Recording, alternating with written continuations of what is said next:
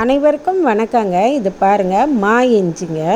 மா இஞ்சி தொக்கு பண்ணலாம், ஊறுகாய் போட்டு வச்சுக்கிட்டோன்னா ரொம்ப நல்லதுங்க. இது பித்தத்துக்கு இப்போது சிலருக்கு இந்த வாமிட் வர்ற மாதிரி இருக்கும். இப்போது கன்சீவாக இருக்கிறவங்களுக்கெல்லாம் இது தொக்கு மாதிரி போட்டு வச்சுக்கிட்டோன்னா அதை நல்லா குறைக்குங்க.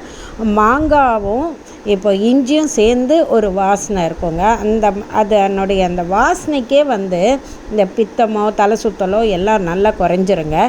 ஒரு மா இஞ்சியை நம்ம நட்டு வச்சா போதுங்க.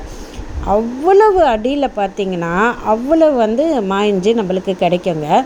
இது நல்லா முத்திருச்சு நம்ம பறிக்கலான்னா அந்த மா இஞ்சி வெளியில் அப்படி கிளம்பி வந்த மாதிரி மண்ணுக்கு மேலே தெரிய ஆரம்பிக்கும். அப்போ நம்ம அறுவடை பண்ணிக்கலாம். நல்லா சுத்தம் பண்ணிவிட்டு இதை நம்ம ஒரு வருஷத்துக்கு வேண்டிய அளவுக்கு கூட நம்ம இதுலேருந்து மா இஞ்சியில் ஊறுகாய் போட்டு வச்சுக்கலாம், தொக்கு போட்டு வச்சுக்கலாம். ரொம்ப ரொம்ப ருசியாக இருக்குங்க. வாசனையும் அருமையாக இருக்குங்க. இது மாதிரி நான் முதல்ல ஒன்று தாங்க நட்டு வச்சேன். எனக்கு கிடைச்ச அறுவடை எடுத்து நிறைய பேருக்கு பகிர்ந்திருக்கேன்.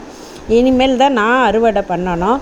இப்போ நிறைய இடங்களில் நட்டு வச்சு நான் நிறைய ஊறுகாவும் போட்டு வச்சுட்டு நட்டும் வச்சுருக்கேங்க. இந்த வருஷம் இனிமேல் தான் நான் அறுவடை பண்ணலான்னு இருக்கிறேன். நிறைய இடங்களில் எனக்கு மா இஞ்சி இது மாதிரி வந்திருக்குதுங்க. நீங்களும் உங்கள் வீட்டில் பயன்படுத்தலாங்க.